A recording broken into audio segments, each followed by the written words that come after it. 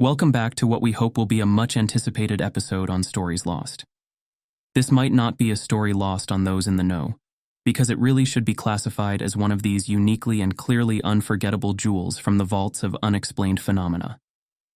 Let's dive right in.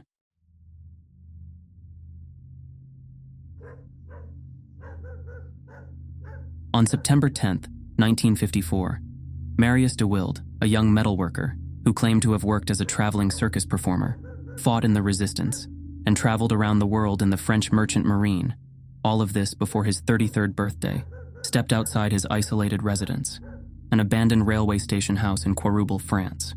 Responding to his dog's urgent barking, he ventured out with a flashlight, expecting a routine investigation.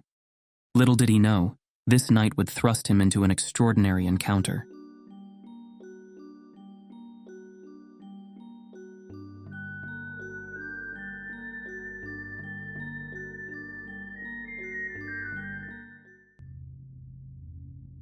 At first mistaking a shadowy vessel on the railroad tracks for a farmer's cart, Dewilde approached it cautiously, only to spot two mysterious figures lurking nearby.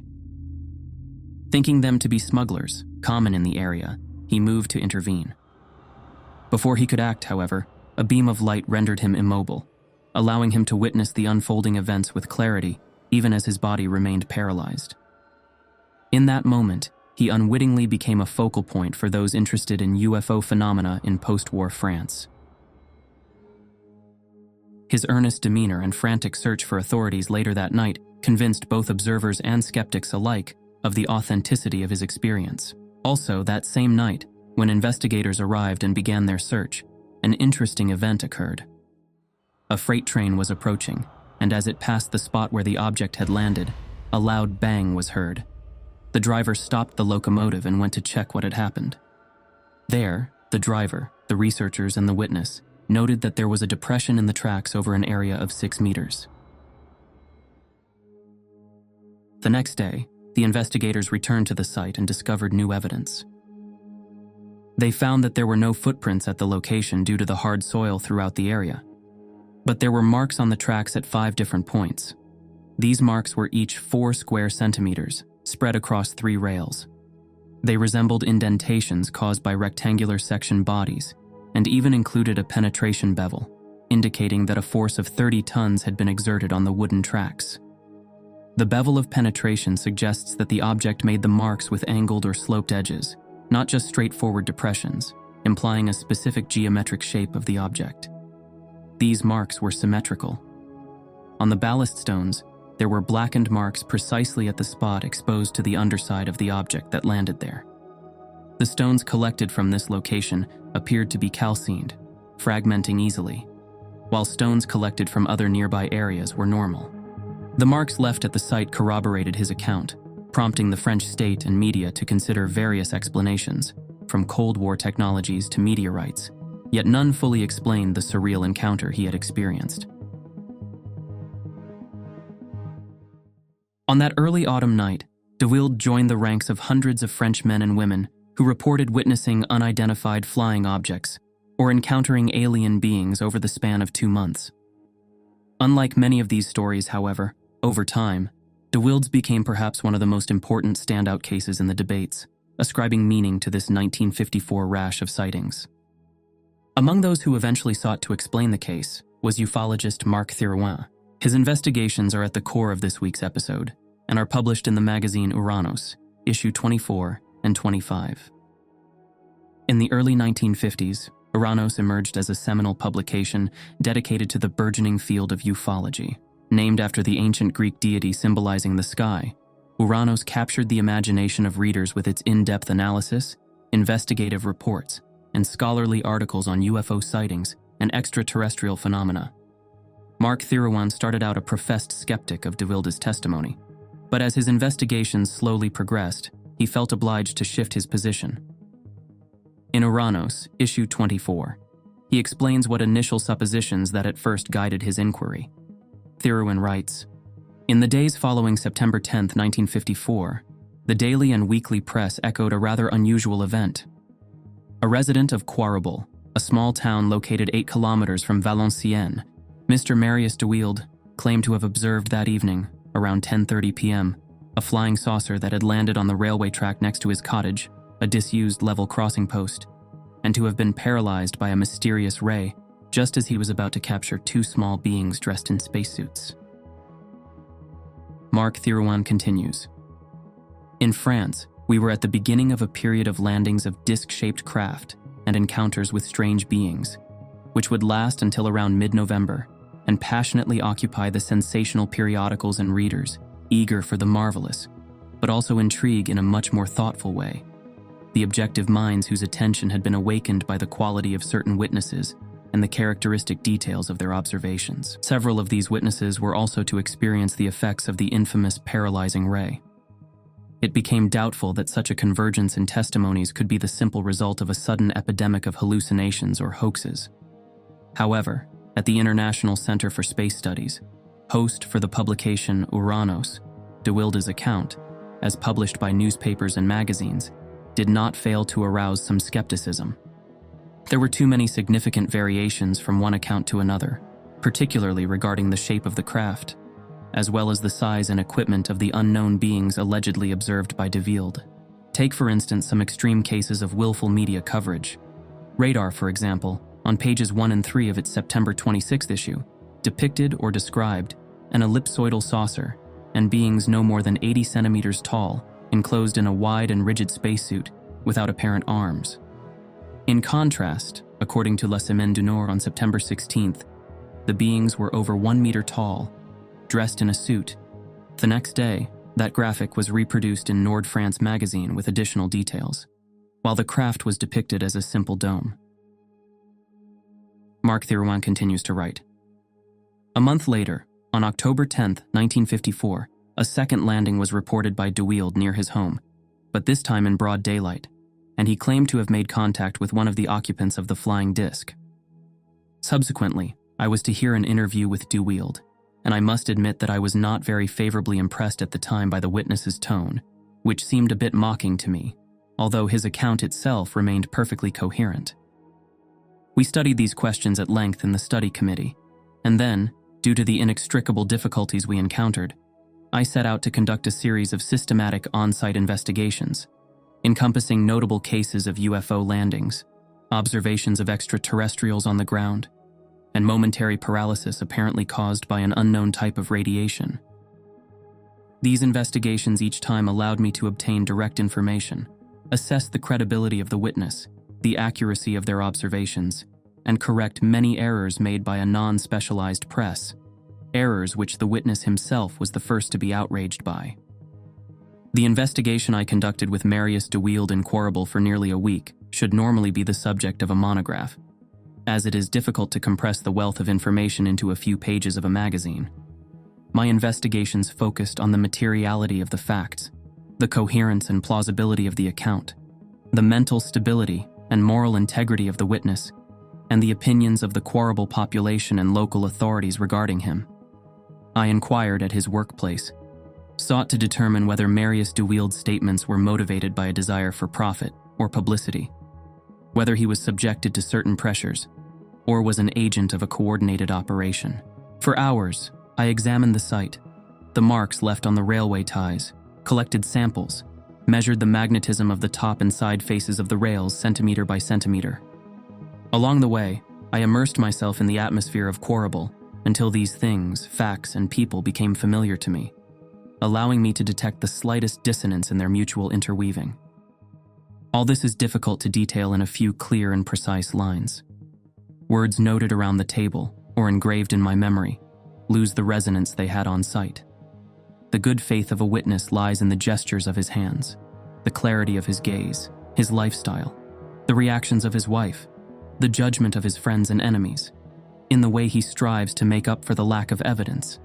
But of course, a jury in a criminal trial cannot in good conscience condemn to death or acquit an accused person without solid proof, even if there are other indicators. The same principle should apply when determining the accuracy of a scientific fact, no matter how interesting it may be. From Quarable, however, I brought back more than personal convictions. Not only did my daily contact with Dewilde and the information gathered about him make the hypothesis of a hoax practically inconceivable, but I also saw and studied the marks found on the railway ties by the air police. Additionally, I received testimony from a local authority, which the press has never mentioned until now, and whose undeniable credibility lends the affirmed facts the seal of authenticity. Therefore, with my mind as free as objectively possible from the skepticism with which I began my investigation, I will now report the statements of Marius Dewilde. I will spare you the need to note references to the investigative elements that led me to accept his version at every line. On Friday, September 10, 1954, around 10:30 p.m., Dewilde told me, I was reading in the kitchen of my house when my dog, in the yard, started barking. As he became very nervous, I went out to see what was happening. At first, I saw nothing, but as I moved to the door of the yard, I noticed a dark mass in the shadows a few meters to my left, near the railway track. Coming out from the light, I couldn't see clearly. My first thought was that it was a cart. At that moment, two beings emerged from behind the house to my right. Immediately, I imagined they were smugglers and prepared to pursue and apprehend one of them. I first shone my flashlight on them and saw that the light beam reflected off their heads like it was glass and that the rest of their bodies were covered in a sort of dark, flexible suit. I estimated their height to be 1.20 meters or 1.30 meters. They appeared well proportioned to me. Suddenly, from the object I had mistaken for a cart, a very powerful, though not blinding light beam shot in my direction, and I felt completely paralyzed. However, I remained conscious and saw the two beings pass quickly, barely a meter away from me, over the cement slab in front of the yard door. I heard their footsteps on the slab. It was a dull sound. They hurried towards the stationary object. Their movements were smooth, reminiscent of young, agile beings, like alpine hunters. But they seemed lighter and faster than humans. Unable to turn my head, I couldn't follow them with my eyes once they moved out of my fixed field of vision, which was at about a 90-degree angle from the position of the object. Despite this angle, I could perceive the light beam, but, curiously enough, I couldn't say whether I was seeing it with my eyes or sensing it internally. I felt tingling all over my body, somewhat like pins and needles, with a pleasant numbness that didn't prevent me from seeing or hearing. I thought I was going to die. My scream stayed in my throat. I heard what sounded like the very quick closing of a sliding door. Then the beam switched off and immediately I came to my senses. Next thing I knew, the thing rose. It appeared oblong to me, topped with a dome, approximately 6 meters long and 3 meters high, with an aluminum-like color, though less shiny, white, slightly yellow, and pale. It rose to about 30 or 40 meters perhaps, vertically, flat, then at an angle, still flat I think, but becoming luminous. Its color then was red-orange, but its brightness seemed less than that of a car's taillight. Its size diminished quickly. In a few seconds, it disappeared to the southwest in the direction of Valenciennes. At the moment of its takeoff, there was a violent displacement of air. I felt a warm wind with a smell reminiscent of the subway or a submarine, which was noticeable. It seemed as if the craft was supported by a column of air as it ascended. I felt slightly off balance. Was it because I had just regained my senses? I don't know. But I heard no engine noise. After this adventure, I was pale, breathless, and suffered from severe cramps. That night, I left on my moped to the gendarmerie. I rang the bell and waited for about an hour, but since no one answered, I went to the customs office, thinking I might find the gendarmes there. But I didn't find them there either. Then I went to the police station in Anaing, where I recounted what had happened to me. I later learned that my ringing had not woken the guard post and that sanctions were imposed following this incident. I returned home around 1 or 1:30 in the morning, having traveled about 20 kilometers. The air police from Lille, and then those from Paris, came to the scene equipped with a Geiger counter. Representatives from the prefecture and sub-prefecture were dispatched. The gendarmerie, the police station, and officials from the Ministry of Air also conducted investigations. Along with journalists and onlookers, I received several hundred people in Quarable. Marc Thirouin now goes on to emphasize that before adding any commentary to this first account and publishing further elements of his investigation, It is essential to reproduce the report given by Marius Dewilde of his second observation that took place exactly 1 month later. Although generally less known, it is significantly more spectacular. These two cases complement each other, and it is on the whole that an opinion must be formed. It is also on the whole that I proceed to summarize both findings and conclusion Thirouin cautious us. I will now account for the second encounter that according to Marius Dewilde took place on the 10th of October, and thereby I conclude my report. It was between 11:30 and noon, Marius told me, when my 3.5-year-old son came to warn me that there was a car on the track. I went outside. I saw 50 meters away a craft of the same shape and dimensions as the one I saw a month earlier. It was not on the same track, but on the one that passes on the other side of the house. There was a rectangular opening at the base of the dome of the craft. All around this base were a series of bumps whose meaning I did not understand. There was also, above the opening, like a horizontal row of portholes. I distinguished 3 or 4, but saw nothing through them. The figures had human appearance, dressed in a dark gray suit that enveloped them completely, and were busy around the craft. There were 2 on the disc platform, 1 on each side of the rectangular opening. Later, I saw 2 others come out from behind the disc, or, more precisely perhaps, from underneath. A 5th emerged through the opening, descended to the ground and spoke to the others. He seemed to be the leader. I had not stopped advancing towards the craft while making these observations, so we met about 3 meters from the craft. The being in front of me was about 1.10 meters tall. He gave me the impression of being small but not a dwarf.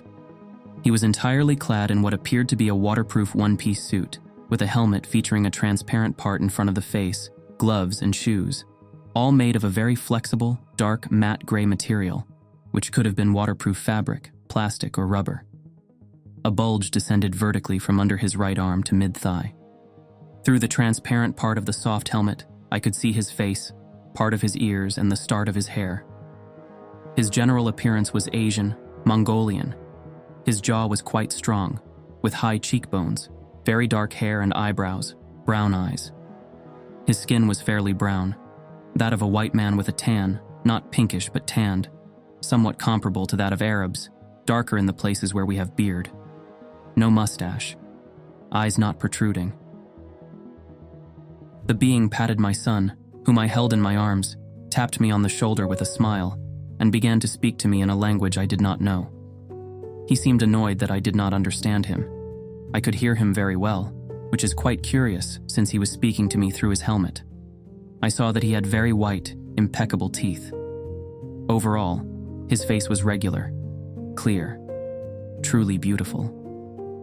His smile was completely human, as were his facial expressions and gestures. The beings around the craft, similar to him, whom I glimpsed, also smiled occasionally. I was 3 meters from the craft and could hear faint murmurs from inside. It seemed to me that I heard repeated, "Baukak, Baukak."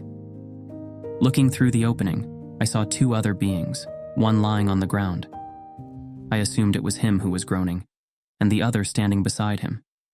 Since I was almost in line with the door, I could glimpse inside, and I saw a brick-like material that was truly strange, numerous small things, buttons of different colors, sorts of pressure gauges, etc., in this dark, grayish metal, impeccably clean.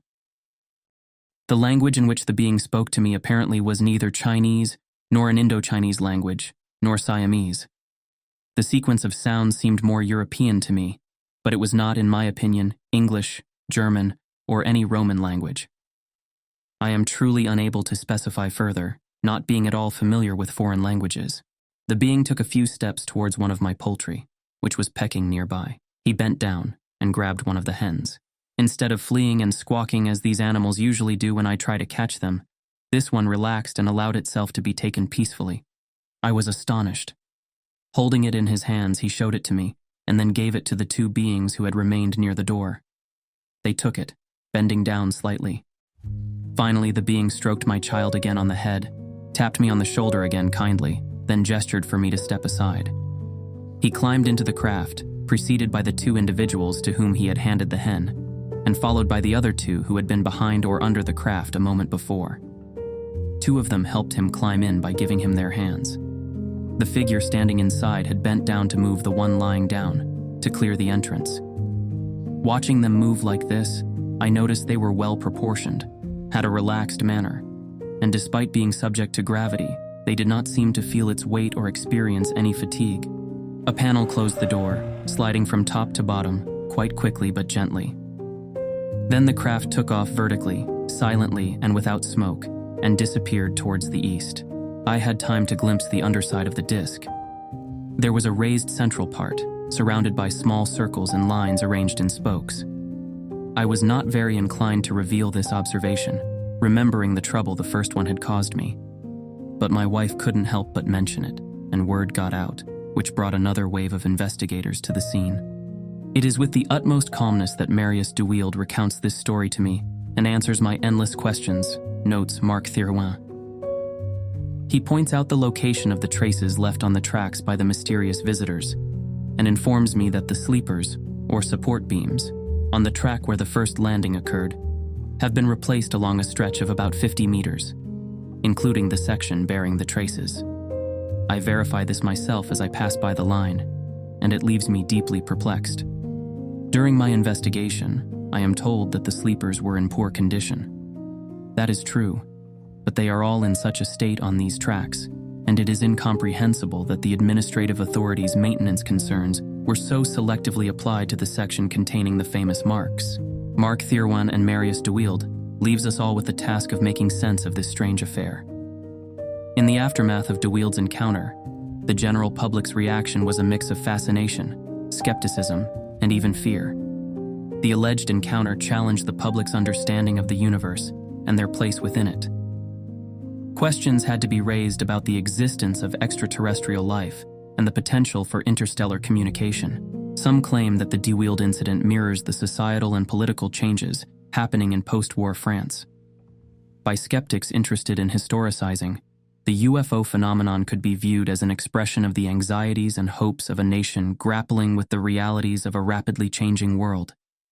Why do these reports entice the public? Why do we remain curious and are tempted to let loose the reins of rationality and not disregard all accounts that just sound too outlandish? Maybe because we can't be sure that we are holding all the cards, have stacked up all the answers and dispelled all mysteries. I would venture to say, no matter who we are or to what degree we are prone to doubt or to believe, it is clear that the occurrence of these types of testimonies have profound implications. They force us to confront the vastness of the universe and our place within it. Just think, what would it mean to talk to the stars or reach out to the infinite possibilities of communicable life? Should we message our foreign counterpart a Tesla, a symphony, or the sound of waves? Should we, like Marius Dewilde, try to show our compassion and goodwill, even when we feel threatened and small?